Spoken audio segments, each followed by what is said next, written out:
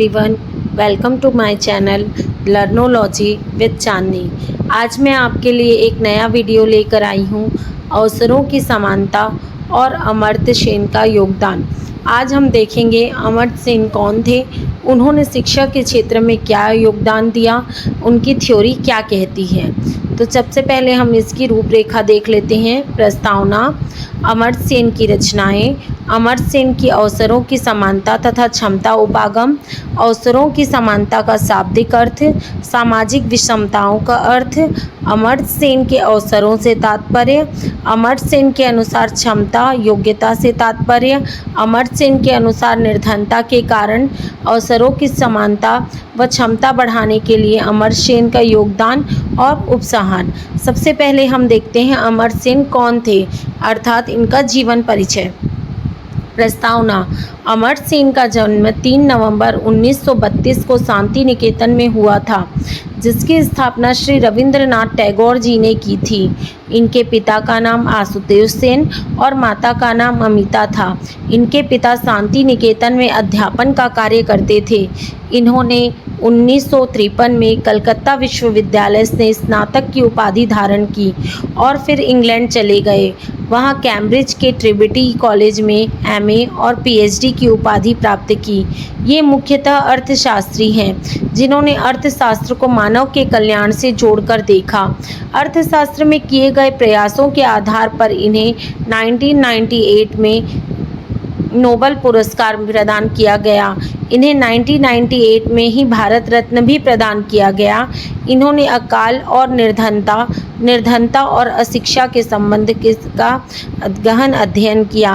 अमर्त्य सेन की रचनाएं money and value, theory studies of feminine, गरीबी और अकाल, आर्थिक विषमताएं, भारत विकास की दशाएं।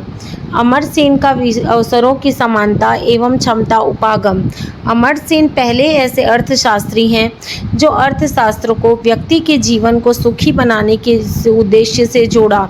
इन्होंने इस उपाय को दिया कि किस प्रकार निर्धनों का जीवन सुखी बना सकते हैं।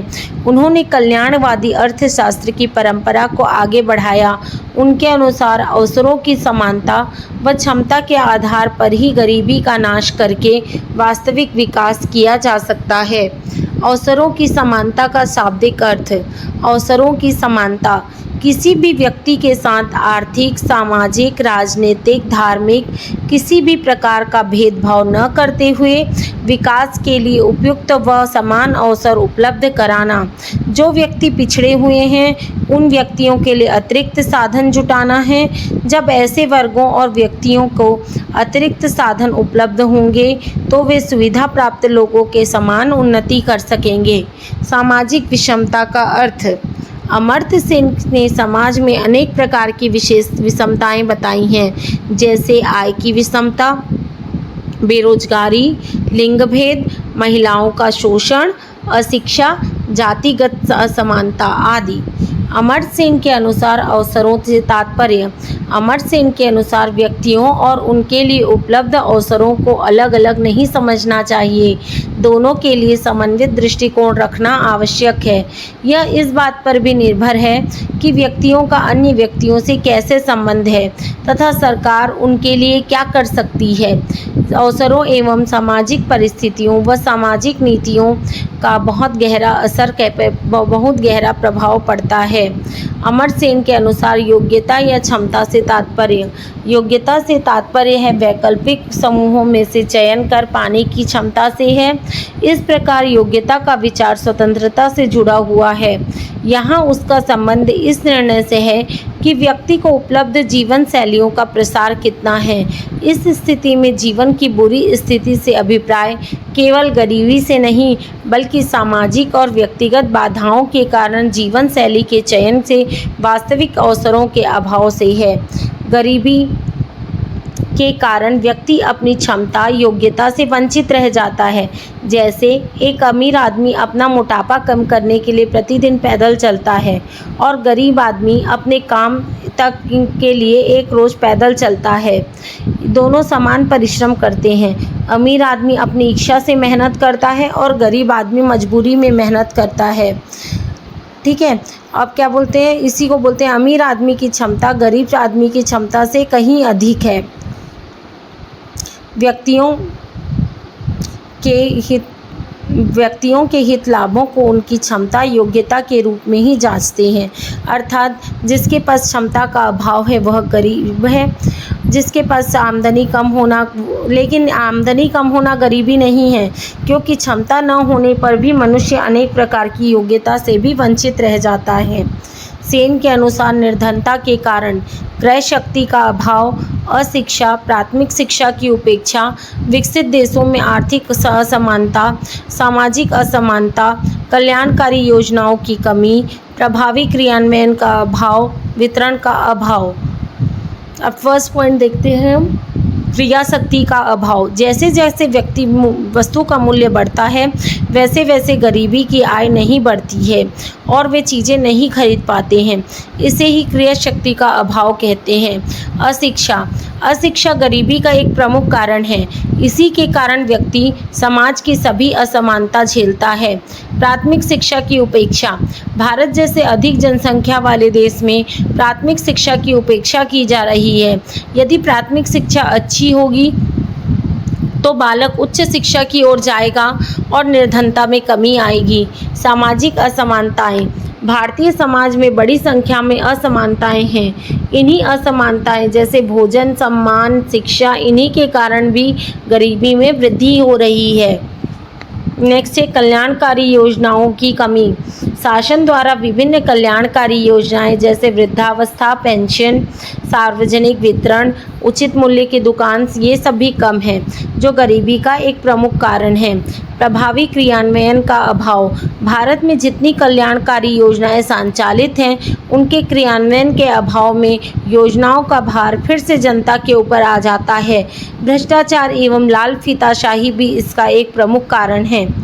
वितरण व्यवस्था का अभाव। वितरण व्यवस्था का अभाव अर्थात गरीब के पास जो सेवाएं पहुंचनी चाहिए वो उनके पास पहुंच नहीं पाती हैं। ये भी क्या है, एक प्रमुख कारण है। ये सभी अवसरों की असमानता व क्षमता उपागम से संबंधित हैं। सेन के अनुसार अवसरों की समानता एवं क्षमता बढ़ाने के उपाय। सार्वजनिक शिक्षा व्यवस्था। अमर्त्य सेन के अनुसार गरीब व्यक्ति की आय का एक बहुत बड़ा भाग शिक्षा में व्यय हो जाता है, इसलिए सरकार को सार्वजनिक शिक्षा की व्यवस्था करनी चाहिए। सामाजिक सुरक्षा व्यवस्था। अमर्त्य सेन के अनुसार यदि व्यक्ति की क्षमता व अवसरों में समानता को बढ़ाना है तो सामाजिक सुरक्षा व्यवस्था को जगह देनी होगी। एक व्यक्ति अपने आप को सुरक्षित महसूस करेगा तो वह अपनी आय का एक बड़ा भाग सुरक्षा में व्यय नहीं करेगा। सार्वजनिक चिकित्सा सुविधा। प्रत्येक व्यक्ति चिकित्सा के लिए अपनी आय का एक बहुत बड़ा भाग सुरक्षित करके रखता है। यदि चिकित्सा व्यवस्था ही सार्वजनिक व्यवस्था कर दी जाए तो वह भी एक सुदृढ़ हो जाएगी और उसकी आय का एक बहुत बड़ा भाग बच जाएगा। कल्याण योजनाएं। सरकार द्वारा अनेक कल्याणकारी योजनाएं संचालित की जा रही हैं जिसके माध्यम से लोगों की क्षमता में वृद्धि होती है।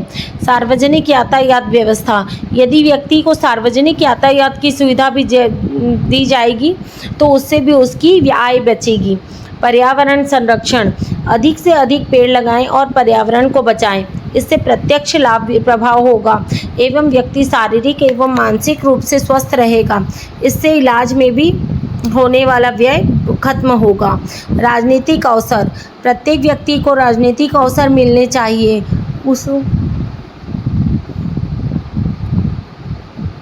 वोट देने का, चुनाव देने का अधिकार हो, उसे राजनीतिक अधिकार हो, वह गरीबी के संबंध में अपनी बात राजनेताओं के सामने रख सकेगा। मूलभूत सुविधाओं की पूर्ति। बिजली, पानी, सड़क आदि मूलभूत सुविधाओं की देनी चाहिए। इस प्रकार सुविधाओं में सरकार को वृद्धि करनी चाहिए ताकि व्यक्ति का समय बचे और आय में वृद्धि हो। प्रशासनिक क्षमताओं में वृद्धि। प्रशासन को चुस्त दुरुस्त होना चाहिए। प्रशासन को लोगों की समस्याओं का समाधान करने में भरपूर प्रयास करना चाहिए। इस प्रकार उपरोक्त तथ्यों से स्पष्ट है कि अमर्त्य सेन ने अनेक ऐसे कार्य बताए हैं जिनके माध्यम से व्यक्ति की क्षमताओं और बुद्धि में वृद्धि की जा सकती है। उसके अनुसार प्रत्येक आय की कमी गरीबी का मुख्य कारण नहीं है। गरीबी का मुख्य कारण है वास्तविक आय में कमी होना। मौद्रिक आय और वास्तविक आय दोनों ही कम है। सेन कहते हैं आय में वृद्धि करना कठिन हो सकता है, लेकिन क्षमताओं में वृद्धि करना क्षमताओं में वृद्धि करके आय में वृद्धि की जा सकती है। आज के लिए बस इतना ही। मिलते हैं नेक्स्ट वीडियो में। यदि आपको मेरी वीडियो अच्छी लगी हो तो मेरे चैनल को सब्सक्राइब कीजिएगा और वीडियो को लाइक कीजिएगा। आप जितने जल्दी चैनल को सब्सक्राइब करेंगे और वीडियो को लाइक करेंगे, मैं उतनी ही जल्द और अच्छे वीडियो आप लोगों के लिए लाती रहूँगी।